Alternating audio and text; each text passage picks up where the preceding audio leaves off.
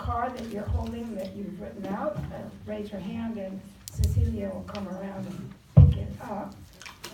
I've been giving some here, and we're going to take a minute apiece for each answer, and if it's not directed to a specific person, then we'll assume we want responses from all people.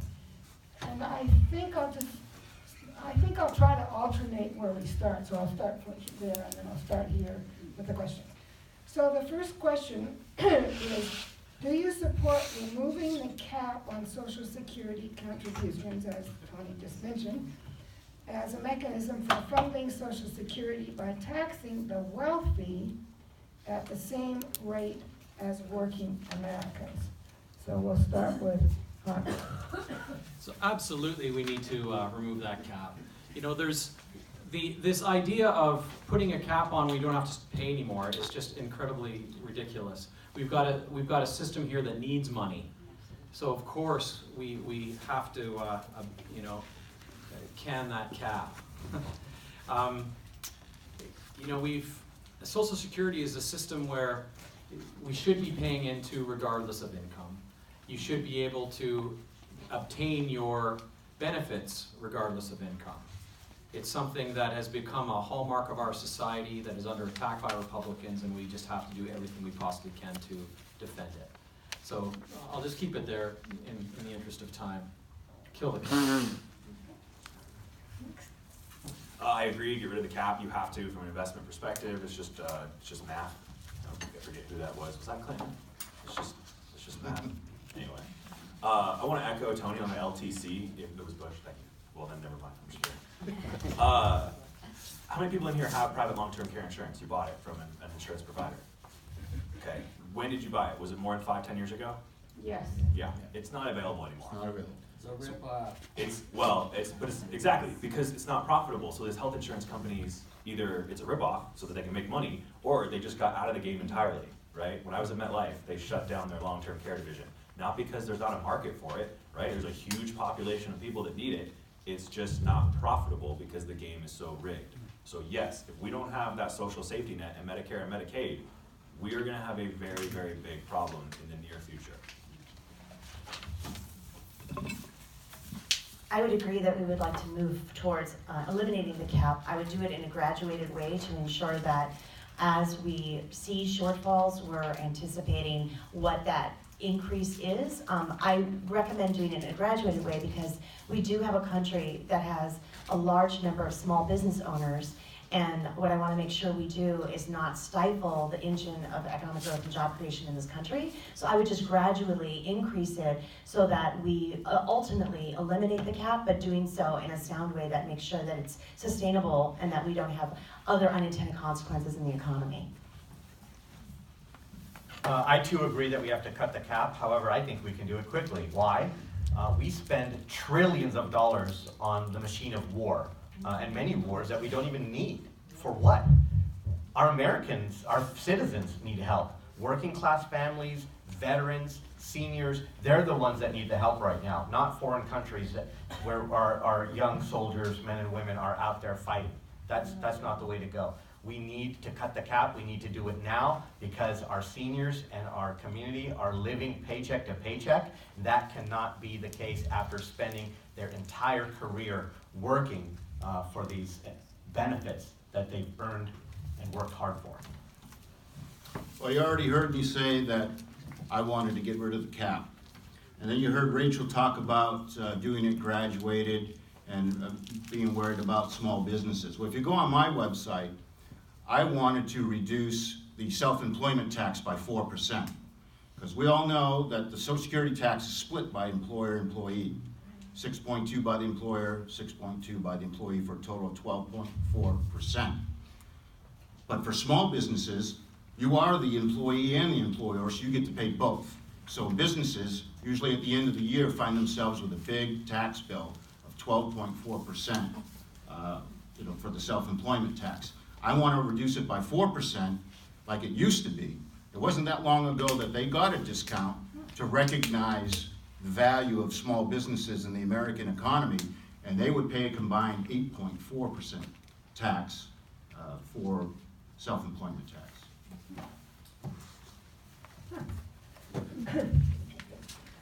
So next question. Do you support using a chained CPI to index Social Security increases? Does the CPI properly reflect the expenses of Social Security recipients? How would this chained CPI improve that indexing? And now we'll start with Tony.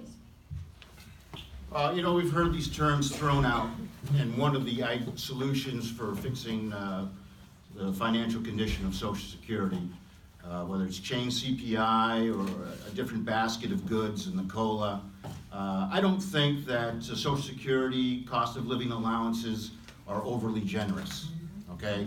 So if chain CPI means less COLA, I'm not for it, okay? People should be getting a cost of living adjustment on their Social Security every year as needed. And the solution to Social Security isn't changing about how fast the COLA goes. It's about getting rid of the cap so that it becomes a more fair tax on American workers. Right now, like for Mitt Romney, the Social Security tax is insignificant, right? Because he's only paying it on the first $128,000, and he makes millions of dollars.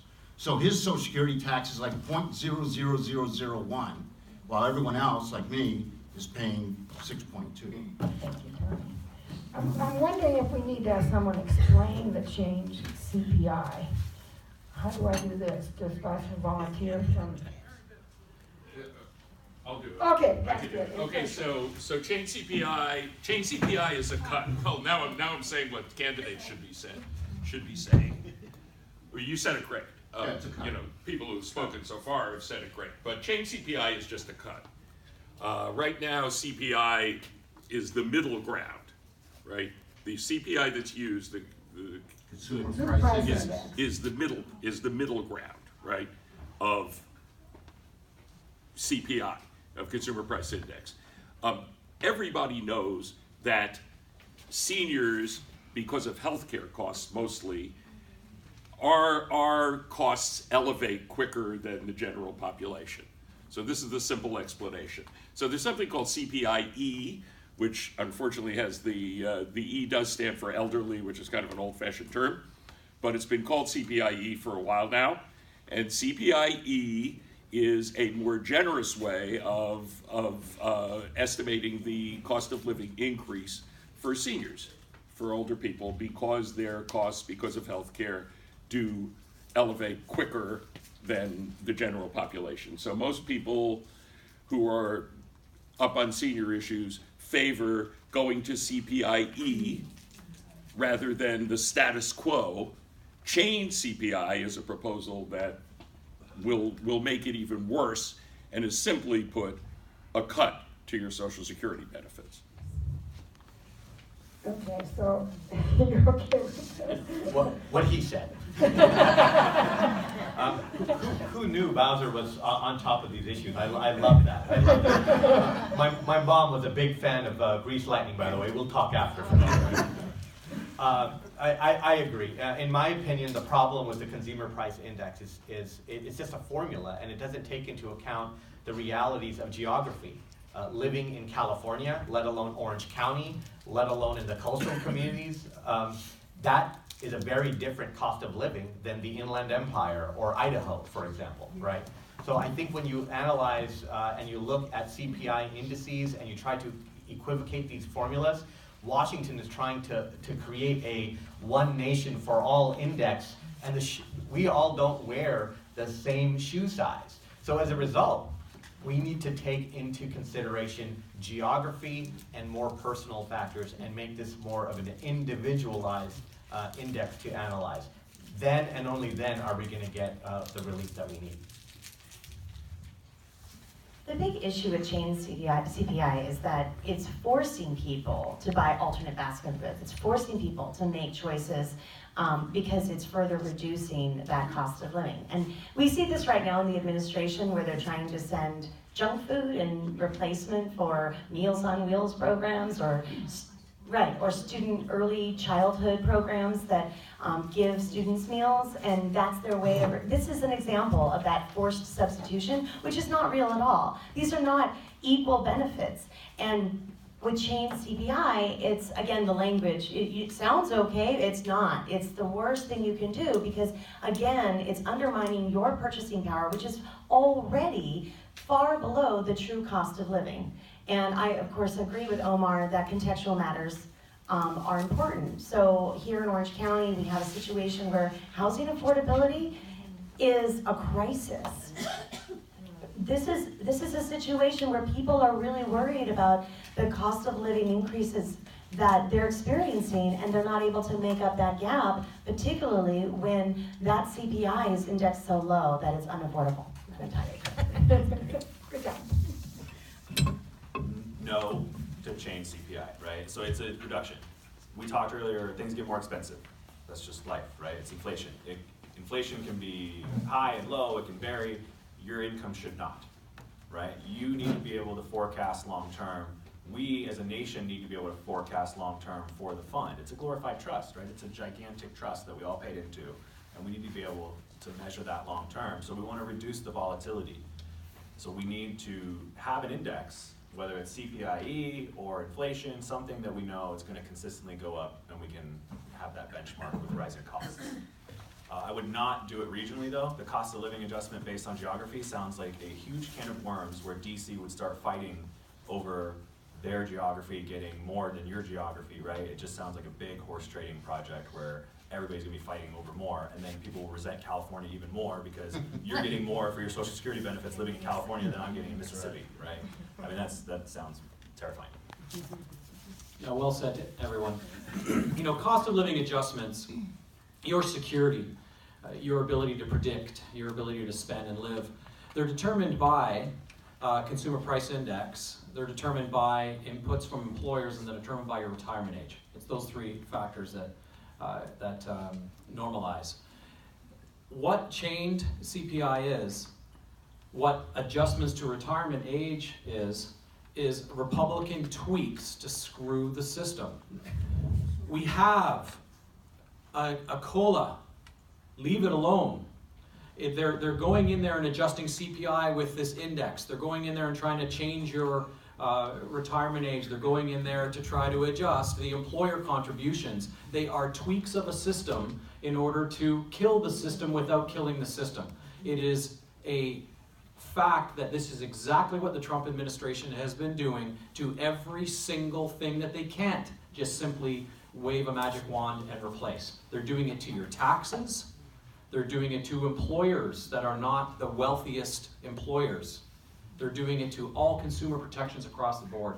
Indexing CPI is just another tweak to the system to screw the aged, to screw the working class.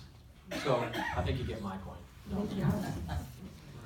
Okay, next question. I don't know how to start in the middle. I guess I could go there and go meow around. We'll try that. So next, we're going to start with Rachel. Question is, do you support removing the WEP, windfall elimination provision, and the GPE, the government pension offset, to allow public employees, like teachers, to receive the Social Security benefits they earned through their contributions? My husband's making some point.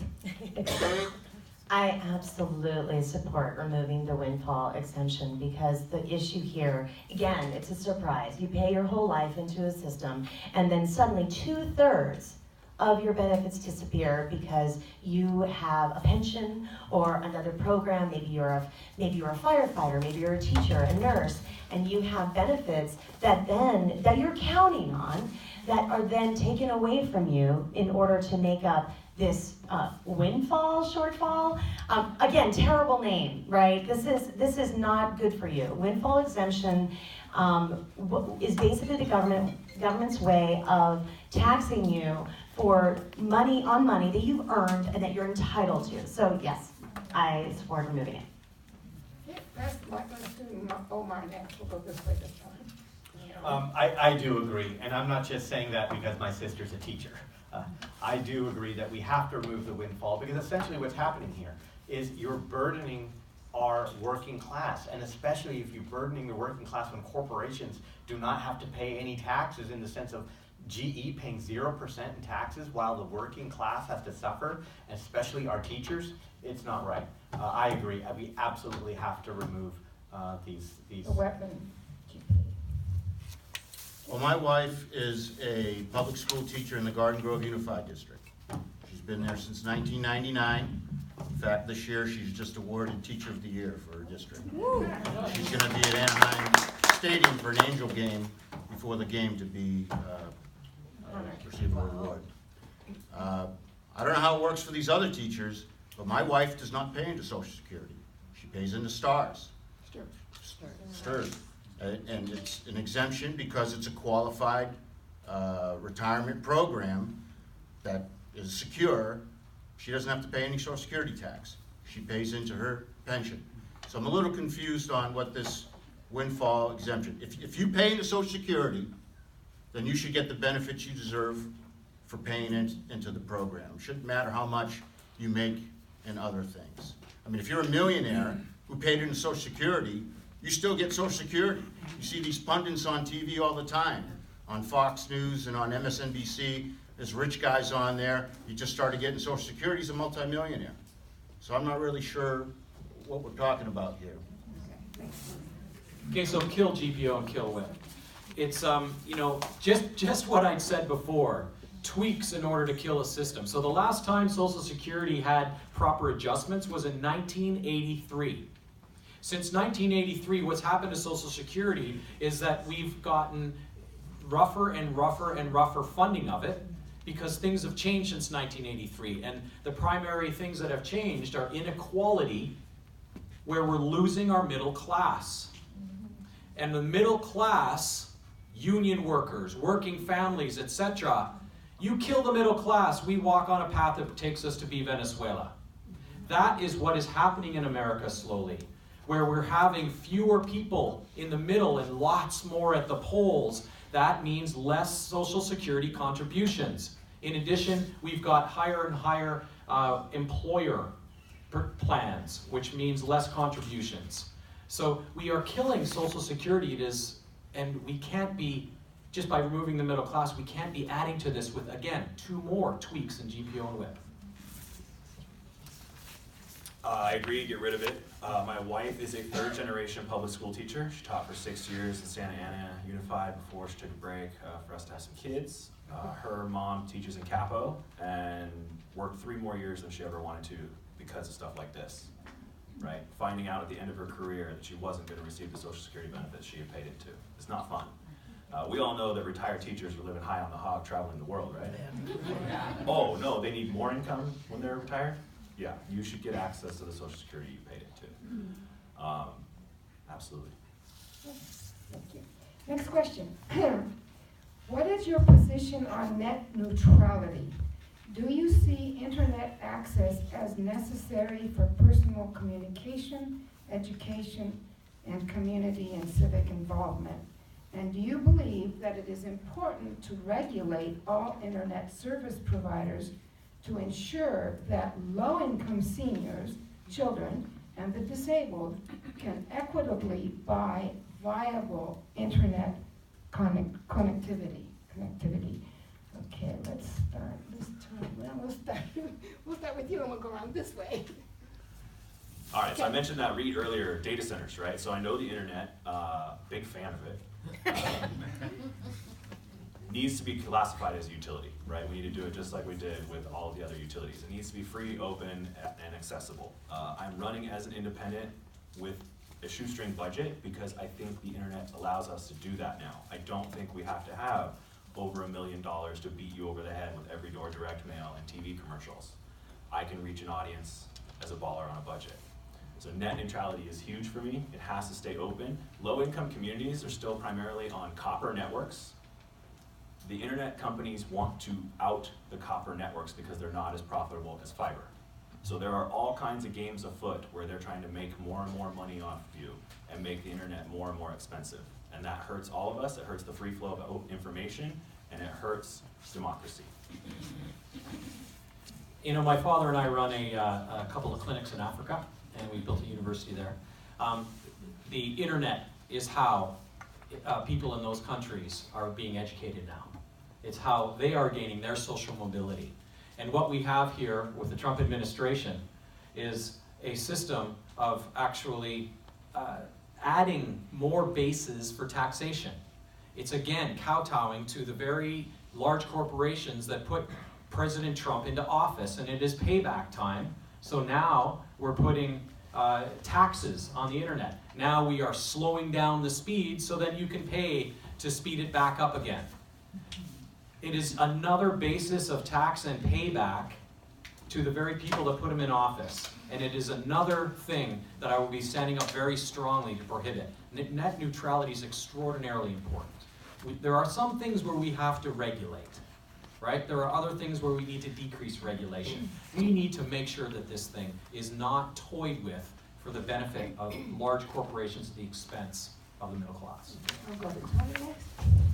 So most of you got this. This is my handout, my 9 top issues. You will notice that net neutrality is not one of my 9 top issues. Okay, that doesn't mean it's not important, but Hans hit it right. This is about pipeline sizes, right? And the flow of, I'll say, water through those pipelines. And some people are going to get the big pipelines, and some people are going to get the smaller pipelines. Different companies are going to get those different size pipelines.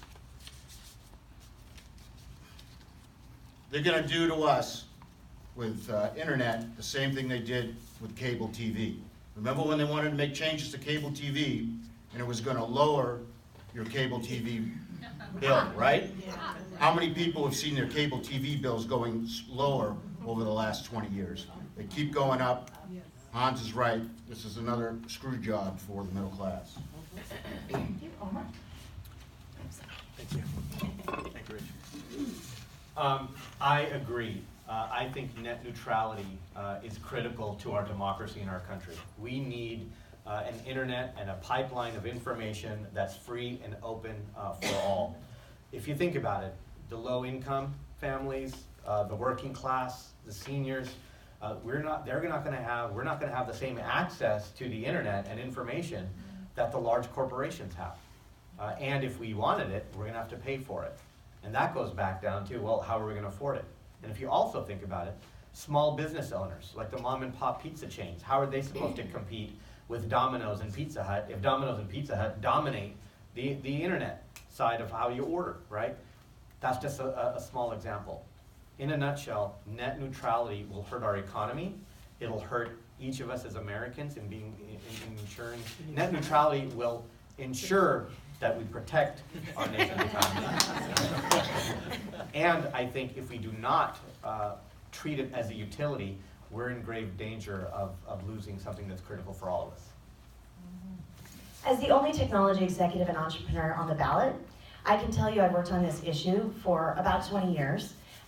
One of the things I did in leading Google's emerging market operations was terrestrial fiber networks, internet exchange points, caching of costly internet services to bring down the overall cost to the average user so that people in Africa could access the internet in an affordable way. In addition, when you look at the issue of net neutrality, what's at play here is mainly service, quality, and access. Let me explain. The quality of the service you receive for the internet access that you have can be arbitrarily determined by the provider with the repeal of net neutrality. Imagine. So let's say, how many of you here have ever watched anything on Netflix? So they can now charge you 10 times more to access that service if that's the how you're using your bandwidth. But there's a really insidious implication here, which is censorship.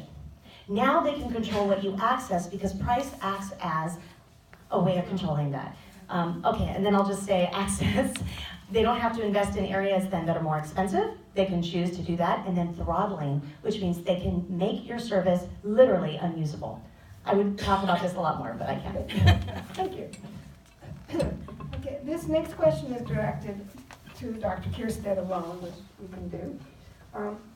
You recently stated at the debate on Monday that you thought that the Canadian and the British healthcare systems were terrible and that people come here, it's because they don't like the systems, they come to the United States to get good healthcare service. SB 562, the California proposed legislation for healthcare, is modeled after the Canadian system. So do you oppose SB 562? No, I do not. In fact, I'm a proponent of it. And I didn't say it was terrible. I said that it was not an ideal system on Monday. Explain to them. Yeah, what's so ideal in about Canada, by the way, how long do I have to answer? Couple minutes? it. Take me a minute. Oh, wow. Okay, so I grew up in Canada, did some schooling in England, so they're both single-payer systems. Tax base is low there because both of the populations are a fraction of what America is. So the amount of money paying into that system is a fraction of what ours would be.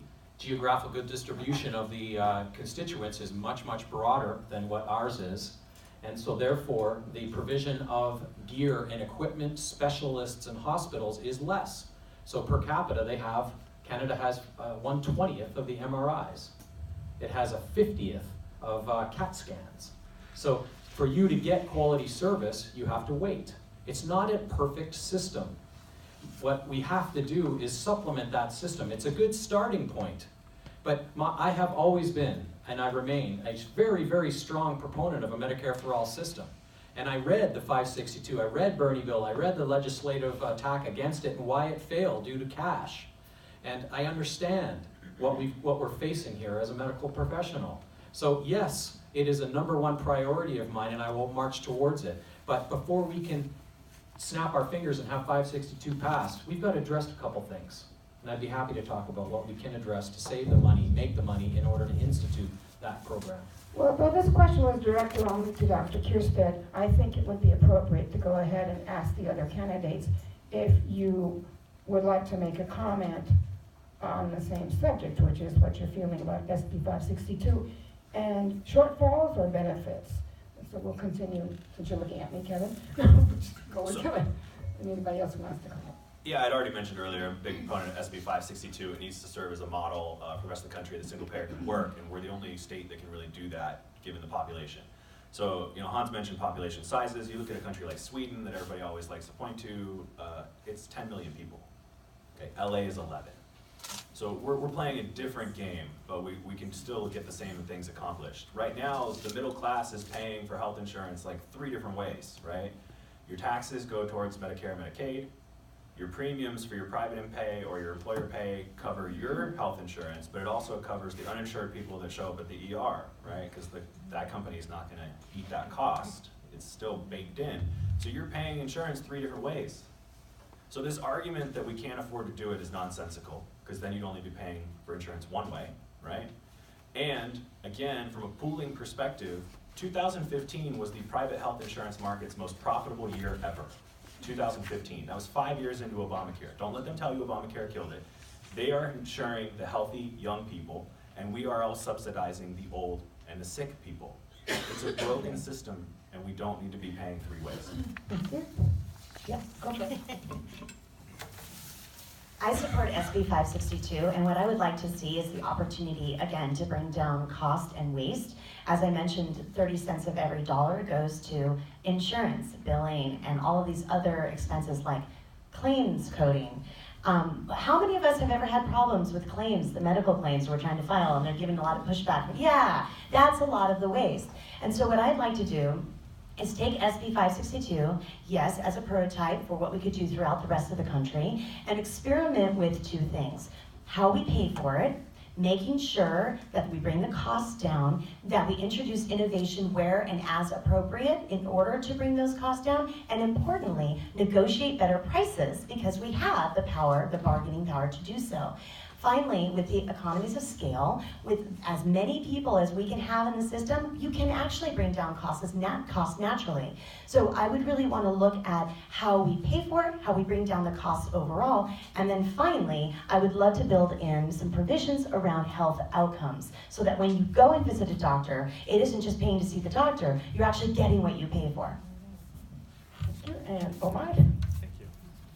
Well, I look at healthcare as being a human right, that no family should have to decide between paying the rent and staying alive and getting health care and seeing a doctor. In the most prosperous country on earth, it is preposterous to think that we can afford to go to war and spend trillions of dollars and not provide healthcare for all. Yeah. In Congress, I'm gonna fight for a single-payer healthcare system that's gonna put care back into healthcare. I do support a universal coverage model like Medicare for All.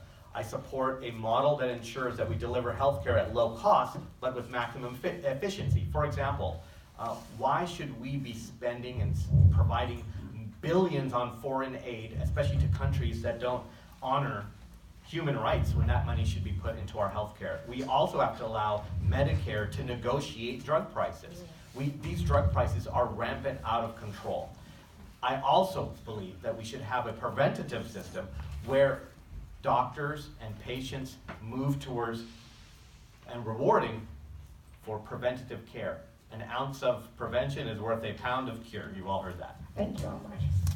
Dan? So we all hear how people who are opposed to Obamacare and universal health care, they always say, well, why do people come to America, all the rich sultans and everything, they come to America for the best health care? My answer to that is, what good is having the best health care system in the world if you don't have access to it?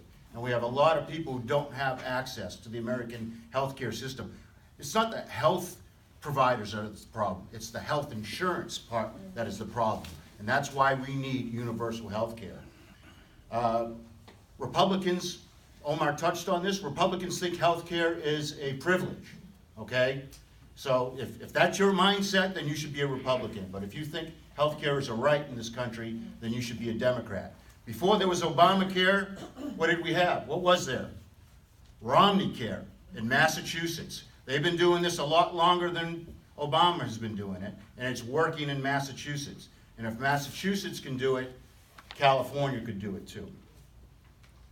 Thank you. And now we'll take our last question at this point. I think, checking with my boss over here. So this is in a whole new area. Good luck, Charlie Brown. What is your position on free trade versus strong tariffs? And let's see, well, we'll start with Omar this time and go this way. What was that last word? Storm? Tariffs, strong Strong. tariffs. Well, I've had a debate with President Obama on this very topic. My concern is there has to be a balance between ensuring that we have products and services that originate in America to keep our country strong. However, what Donald Trump is doing is he's saying he wants everything made in America, but if you've seen his ties and all of his products, they're all foreign. They're all outside of our country, right? What we need to do is we need to ensure that we promote American companies first. If we are going to trade, and we're going to have to institute tariffs and programs like that, we should ensure that our country does not fall prey into the pitfalls like NAFTA, for example, where we're giving out more of our products where those countries are not paying heavily on tariffs, but vice versa, we're getting taxed on import products. I think there has to be a system where we analyze and look at what benefits our country, but doing so in a model that will benefit our economy fairly and neutrally, not to the detriment. But that's all going to start with the mindset of our leadership, and that's why we need to have strong leadership elected into Congress and into the White House. Thank you, Omar. Okay. I was gonna go to Tony and then I'll Okay. for variety here. Who created NAFTA? Which president? See, Clinton. I can't believe, we watched that 2016 election, and they kept saying over and over again it was Bill Clinton that created NAFTA, and of course it was not Bill Clinton, it was Herbert Walker Bush that created NAFTA. He created it, negotiated it, and then Clinton implemented it. Okay, we've lost 70,000 factories in this country since NAFTA was implemented. We've basically turned our backs on people who earn their livings with their hands. If you earn your living with your hands, you really lost out on NAFTA. And that giant sucking sound that Ross Perot talked about, where a lot of jobs going to go to Canada, and he didn't even know it then, but China, that's what's happened to this country. The reason, one of the main reasons Donald Trump got elected was because he was tuned into that. He saw how those trade deals screwed over American blue-collar workers, and nobody else was talking about it. And that's what made the difference in a big part for him. We need fair trade. We don't need strong tariffs. That's not going to help anything. We need fair trade that brings manufacturing back to the United States. You know, for trade for me is, it really means two things. It means protecting American jobs, and it means protecting the safety of Americans. I agree, it's not free trade, it's fair trade. It's a negotiation on every single instance. You know, TTIP, that was a system that was, with the only people at the table while that was being negotiated were large corporations. Did unions have a seat at that table? No, they did not. And that's wrong. We had nobody there looking after American jobs, American individuals with those trade agreements. You know who else you need at that table? You need a scientist. Because what trade, what's happening there? We switch out the supplier for the soothers that you put in your children's mouth for some Chinese, South American supplier that's using a different plastic that leaches. Remember the leaching from plastic bottles that's cancerous? That happens in soothers. The chair that you're sitting on goes to a dump one day. What's leaching out of that into your water streams? Free trade, not a chance. Thank you. Yeah, no, fair trade, absolutely. I'm a capitalist. These 1905 nationalist, isolationist tariff policies that are going to cause trade wars are very, very bad for the middle class. The middle class will be hurt most, right? Understand that the institutional companies will figure out a way to continue to make money in a global market. It's us that'll get hurt. Now, that being said, negotiate or regulate, right? You can have the government stick its nose in every single industry and regulate, or you can let the workers negotiate. And for me, NAFTA and TPP are not big bad boogeymen, because if we want to spend less on war and we want to have safety in our nation, diplomatic allies come through economic partners. That is how it works. TPP would have created a buffer in the east between us and Russia and North Korea, with China and Vietnam and the Philippines and the South Pacific. When we vacate that and create a vacuum, guess who already stepped in? China. So now China will be the influence there, while China builds military bases in the South China Sea. Okay? I want military and economic allies between us and our threats abroad, on both sides.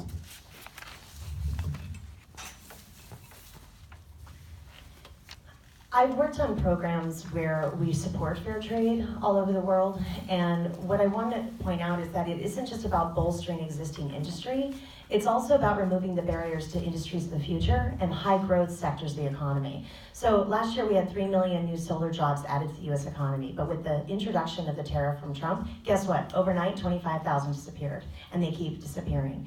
Trade wars hurt the worker, they hurt the middle class and families, and what it does is it also does create hostility in trade relations, and again, supporting Kevin's point, we need geopolitical influence. That is one of the key pillars of diplomacy. And if we give up that influence because we become insular, not only are we having a devastating impact on the economy and the average American for the prices they pay, the products they're able to procure, and the jobs they hold, but we also create barriers to our relationship with other countries that we need. Right now, we have done nothing to further our alliances in Asia at a critical moment. We don't even have a South Korean ambassador. So there are issues around this that involve both diplomacy as well as economic matters. Thank you. Thank you. Okay, at this point, we're going to end the Q&A, but I would like to say I'm practically in tears about the quality of these candidates. It is wonderful to see brilliant people running for office.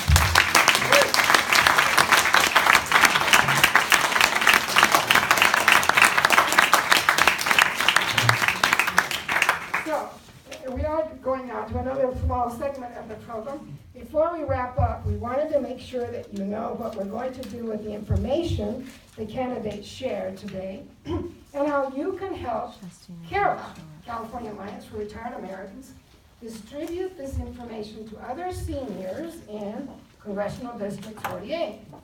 So we are about to hear from our senior, our organizer in this area, Susan Mayer, about what's next, the Senior Voice Project. However, before we do that, we are going to pass the hat, though the hat is basket. Where are my people here? I'm going to pass the hat here. There we are. So, you know, and two of the people in my church who are used to doing this collection act are going to walk around, and they are collecting money. If you so inspired, we would love to have some money for two reasons. One is for CARA, the California Alliance for Retired Americans, because this program runs on the most shoestring of shoestring budgets you can imagine. And then the other is for our church, because as you know, a church takes a lot of money to run. We have nice air conditioning going in here. We have the guy that's coming in to clean up after us shortly. We have to pay the rent. We have to pay for all the people that work in the church. So anything you can spare would be fantastic. And that will be happening. The baskets, they will quietly pass the baskets around. They're experts at this. While Susan comes up and tells you about the Senior Vote Project. You can go on.